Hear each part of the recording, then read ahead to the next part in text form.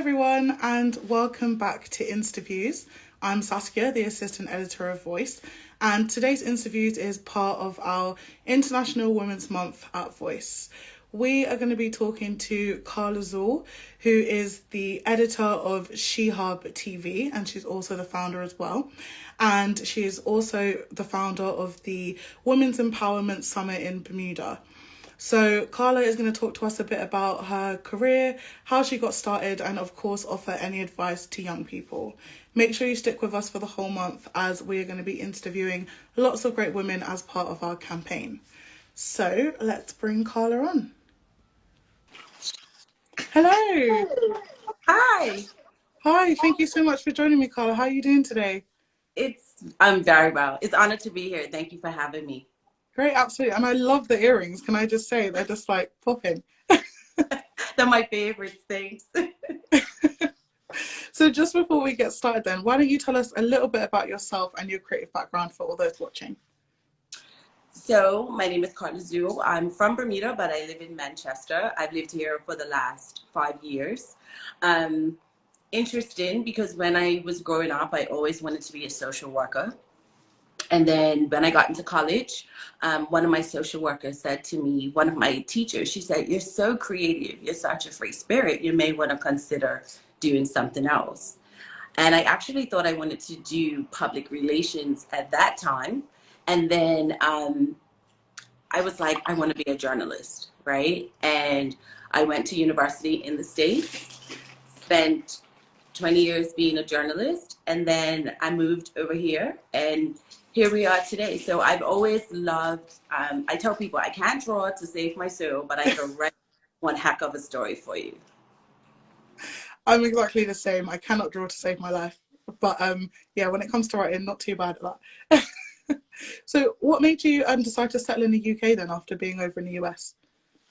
Well, I was in Bermuda. So I went back to Bermuda after university. It was a little mix of everything. I mean, we're British citizens. So I, as a single mom, so I have 3 children. They're now 21, almost 16 and 12. And it was hard being a single mom. And I was seeing other women who had moved from Bermuda to the UK who were thriving. And I was just like, maybe life could be better over there. So that was one. And then unfortunately, where we lived was in the middle of a lot of gang violence. So there was a lot of trauma. And what I realized is that I was suffering from post-traumatic stress disorder and depression. And I was in denial about it. And then the third is, it just so happens one of my sons were seen playing football on the sidelines. And a gentleman said to me, "Have you considered moving to the UK? You're British. It's a new opportunity. Go for it." And that was July of 2016. And December, I landed over here in Manchester. That's so, I mean, to overcome, like, you know, what you have, raising 3 children at the same time, and then I know what you've done in your career. I've seen it all. So it's very, very impressive and like, just well done to you. Thank you. So you're over in the UK. Tell us about She Hub TV and how you kind of came up with that. So as a veteran journalist, I had always, when I was younger, I always wanted to have my own magazine. That was always my vision. But then I didn't think that I was capable of doing it. And so I had a news site because I was known for news in Bermuda. And so it was todayinbermuda.com. And then with everything that was going on, I realized that actually contributed to the trauma as well, because I would literally be like covering a murder story and then going home and being a mom and not being able to process my feelings, but then not being able to have feelings, you know, on the scene. And so I covered a lot of really great stories, and I moved over here and I still kept breaking stories, Bermuda-based stories in the UK. But at one point, my site was hacked, and it was the greatest relief for me. And I realized I didn't want to do it anymore, the news side of it, because I've always cared about people, right? So I love to tell stories that people aren't interested in or people think don't matter. And I also, as a woman, as a single mom, as an entrepreneur, I've always had a passion for women. And so my business manager at the time they called me and said, oh, the site's back up. And I said, keep it down. And she said, what do you want to do? And I was like, I want to do something that's purposeful. And that's how She Hub was born. So She Hub TV is actually the website. And then in 2018, I applied for law school, because that was my other thing. Because I'm about people and advocacy, I was like, okay, call it my midlife crisis, I'll go and be a lawyer. And so applied, got in, and then said, nah, I don't want to go, right? I think I just wanted to know if I was intelligent enough to get in.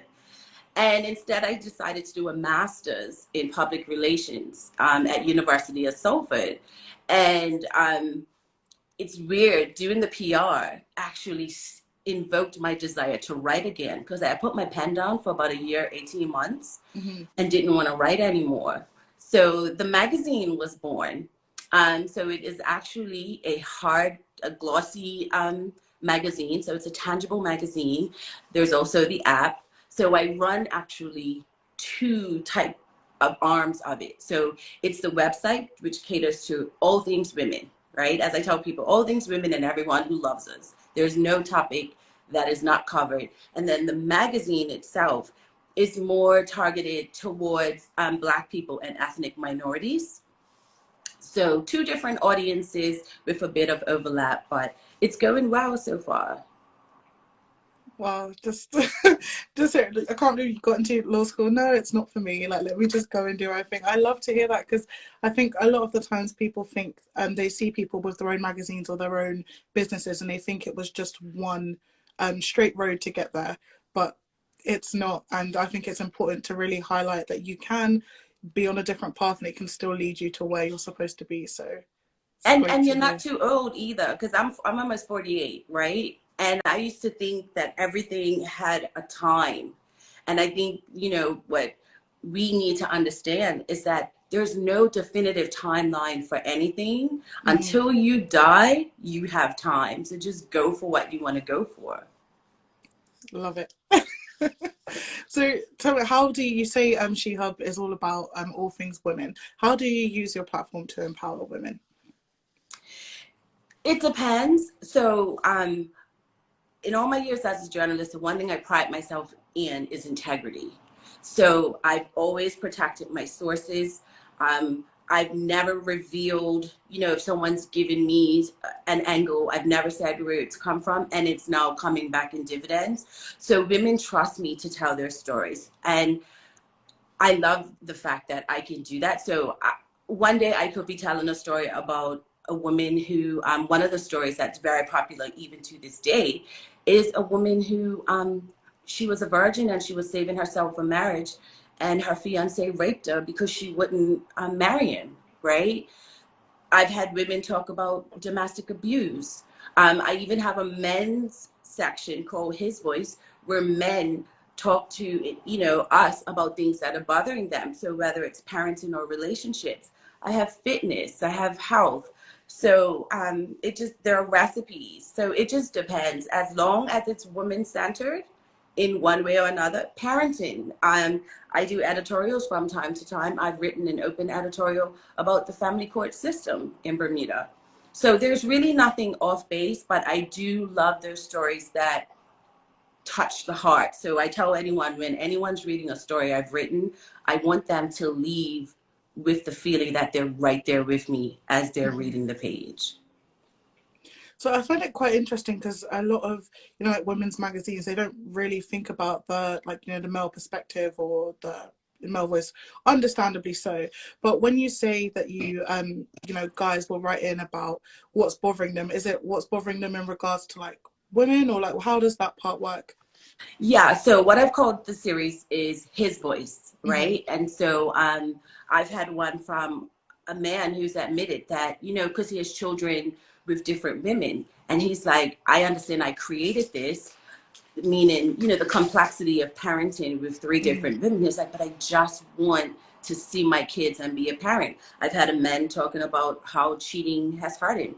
I've had a man talk about how he has a teen son who needs him, but the mom is bitter about the breakup, so won't allow him to have access. Because I think it's important. I mean, of course, there are all sorts of relationships, relationship components, whether it's gay or straight, but most times when men have issues like this, it has to do with us as women. So I thought, give them a voice so it doesn't seem like we're bashing. Because I used to male bash, I did, right? But male voices are valuable. How can we grow, those of us who are heterosexual, how can we grow in male-female relationships if we don't listen to the other side?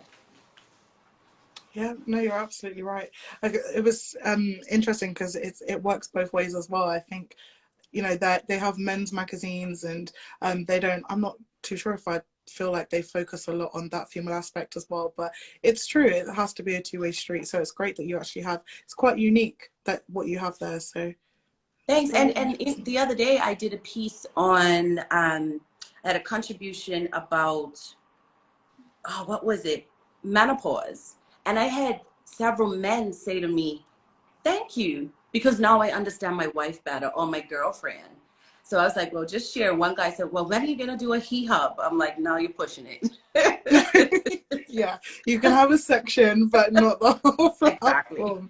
They have other places to go for that, trust me. So, like, you've done She Hub. You've also are the founder of the Women's Empowerment Summit in Bermuda. Tell me about that. How did you go about finding a whole summit? So the summit started out a bit selfishly, right? So when I decided that I was going to move over here, I said to myself, okay, I need to find a way to make some extra money. And again, because I have a connection with women, I thought, okay, let me have this sort of conference that will bring women together. It's a women-only space, and we can share and cry and celebrate and anything that happened, you know, in a safe space. Mm-hmm. But it was a way to make some money, right? So I had this beautiful event, you know, 200 people are going to show up. It's going to be packed. And maybe 80 came, but it was very impactful. I made not one penny. In fact, I left with a bill, right? So I was like, okay, one and done, dusted. Because a few weeks later, I moved to the UK. But then I have it every November. So around July, someone said to me, are you doing it again? And I was like, no. And they were like, why not? And now we are going into our 7th annual this year. So oh, wow. Because of the pandemic, 2020 and 2021s were virtual. Mm-hmm. But over the years, I've had close to 900 women in the space. And so my dream is to expand the brand in the UK. And we have had some international with online, of course, you know, your reach is limitless. But I would love to have one in person here in the UK. That's amazing. If you do make it happen, let me know. I would love to attend. I'm going to hold you to that. Yes, please do. But that's, I mean, no matter what your reasoning was, like at the end of the day, you still made it happen, and you still made that impact on all those women who, you know, who came and reached out to you. Like, you have to do it again, and now you're 7 years in, so that's... I'm trying to make it to 10. You know, I really want to make it to a minimum of 10, so... Who knows, maybe the 10th anniversary will be in person in the UK, and you'll have 1 million people show up.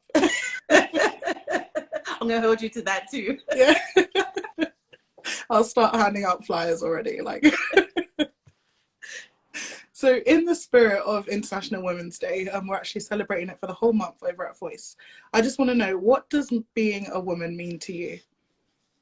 You know, I was thinking about that this morning because I do, on Facebook, I have a Women's Empowerment Summit group, and I have a live bi-weekly, and that's our topic tonight. We're going to have open discussion. What a woman means to me now is so different from what it meant before. Mm-hmm. For me now, it means the ability to support, the ability to lean, the ability to be honest, the ability to be brave. I think sometimes it's hard because as women, we are told, and, you know, as a Black woman, you find yourself trying to water yourself down to ensure that you're politically correct or you're not being offensive. But I think being a woman means just living in your true, authentic skin, mm-hmm. realizing that you're not for everybody. Some people are going to love you. Just as many people may not like you, but you have to be okay with it. Yeah, absolutely. I think it's interesting as well. You say like as Black women, like we have to like water ourselves down, and it's really true. Sometimes you don't want to come across offensive, and it's like we're not likely to be the ones who are going to in the first place. It would be great if other people had that same energy towards us, but that's a different conversation. But it is there absolutely. So I believe that your career and just from what you've told me, everything that you do, whether it's deciding to go to law school, making those decisions for yourself, I would say that that is how I see you breaking the bias. But how would you describe yourself as breaking the bias in your everyday life? As a single mom of 3, and I say unfortunately, but you'll see where I'm going.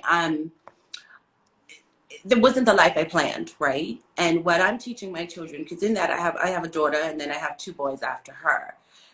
Breaking the bias means not succumbing to perception. So for my kids, I've told them from as early as they could, understand what I mean. We don't do victims, because when I was growing up, single parent children from single parent homes are at a disadvantage, right?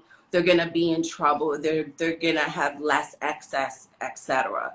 So for me, breaking the bias is you're a star. All 3 of you are my stars. I'm a star. I don't have a partner. I'm a single mom, but that doesn't mean that it's something that's gonna hold us back, because I sometimes see, and I used to use it as well as being a single mom. I use it as a victim. Now I use it as victory, and so for me it's breaking those perceptions that people think exist, and you just rock right through them and do what you have to do. I really wanted to clap then. I'm not playing, but my nails are ugly. Like I really do love that. Like I was raised by a single mum. I don't think I mean, none of my siblings or like me, we're not in jail or like anything like that. It can happen. I mean, it happens often, but people just, like you said, the perception of, oh, you've been raised by a single mother, so you're going to be at a disadvantage. It doesn't always have to be that way. And the fact that you champion that in your children and have done from like such a early stages, really nice to hear. Thanks. It's important. It's just very important to me. And I tend to be very hard on myself as well. And my children have taught me, because I'll say to them, the pandemic was very good for us as a unit, because I was like, we'd have many times, especially when we were first locked down, and I was concerned about, we spent a lot of time talking. So I was like, how am I doing as a parent? Are you upset with me that, you're coming from a single parent home? And they were like, lady, get over yourself. It's like, you do more for us than some 2-parent families do for their kids. So my children, they have my back, and they're like, Ma, you're doing good. So when I graduated from uni, they said you can only have 2 tickets.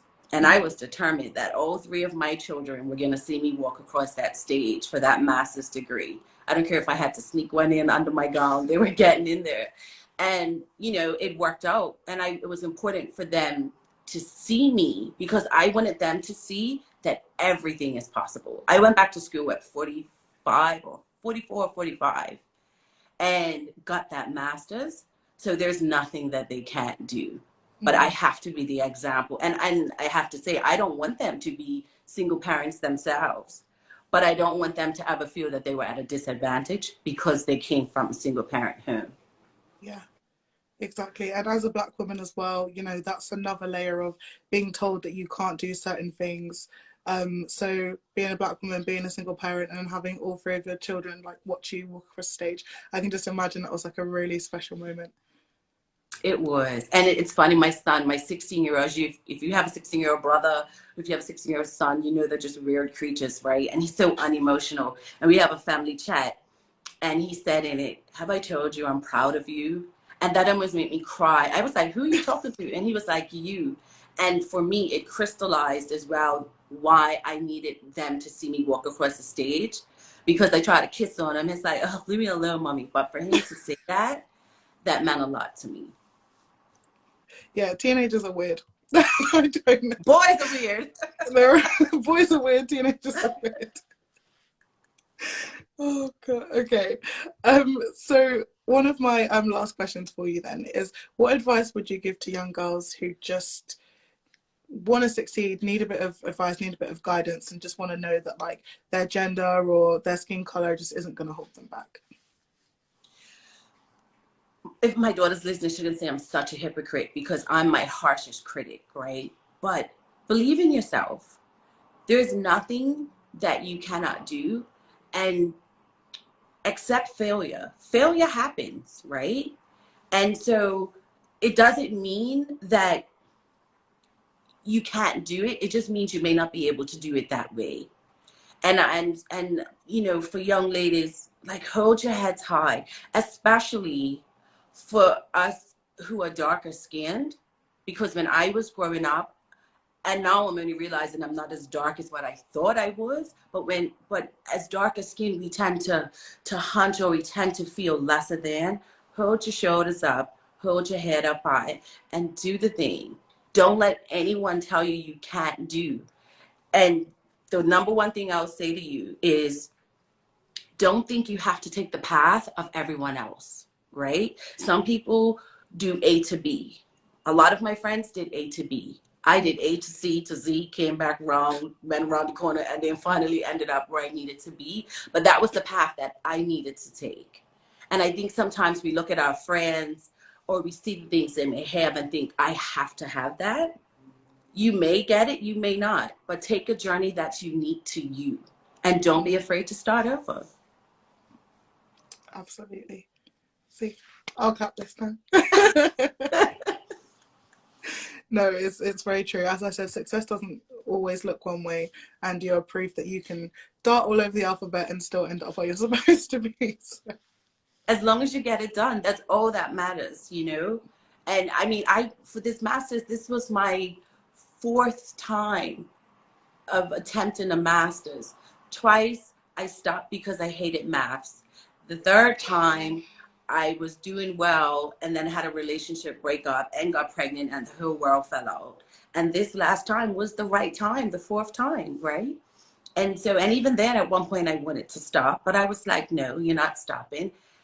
And I made it. So just do you, unapologetically. Good advice. So just before we wrap it up then, Carla, where can people find you online? And also, do you accept pitches for SheHub TV for anybody who like might want to send an article idea? Sure. So my email is carla@shehub.tv, but I'm really easy to find. All my handles are Carla Zuill. On Instagram, I'm the original Carla Zuill. SheHub TV on all handles. And I'm always accepting pitches, because for the website especially, one of my mandates is to highlight and showcase the crafts of other women. So if you have a business and you have a pitch that you'd like to give, sure. Because for me, I want to be more of a content curator for SheHub TV, using other women's content and helping them to increase their audience. And of course, because I'm trying to build a bigger audience in the UK as well, so it's beneficial both ways. I'm also massive on developing young journalists. So if anyone is interested in interning for me, you know, you're more than welcome to do so, you know, if you fit the criteria, because I do believe that the only way that we can grow as journalists is to bring the younger ones behind us. So just hit me up. I'm really easy to find and easy to talk to. Great. Oh, someone's already sent you their email address. They want to write. I messaged. Oh, hi. She's in. I cannot pronounce her username, but I emailed you. So because she lives in a part of Spain, if my memory is correct, and she does yoga, and I told her where she lives is one of the places I want to visit. So I told her I'm gonna meet her one day. So I did send you an email that day. Shoot me an email. If not, we'll link. Just send me a DM. Either way, I'll find you. You'll find me. Great. Well, Carla, thank you so much. This has been so much much fun. And thank you so much for having me. Anytime. And I will definitely be emailing you to discuss things. So we'll definitely stay in touch. Where are you based? You're in London? I'm in London, yeah. Okay. I've driven to London twice last year, so I'll have to come again soon. Okay, we'll do coffee. Okay. Well, thank you everybody for watching, and Carla, again, thank you so much for joining us, and happy belated International Women's Day. Same to you, and continue to be fierce. You too. Have a good day, everybody. You too. Bye, everyone. Thank you for watching. Bye. Today's episode was made possible by Voice Magazine, an online platform for young people interested in art and culture. You can read VoiceOver at voicemag.uk and find it on Twitter, Instagram, Facebook as VoiceMagUK. If you like this podcast, please consider helping us to make more with a donation of any amount at voicemag.uk/donate. Thanks to Kevin MacLeod for use of the track Thief in the Night. You can find more of his work on incomputech.com.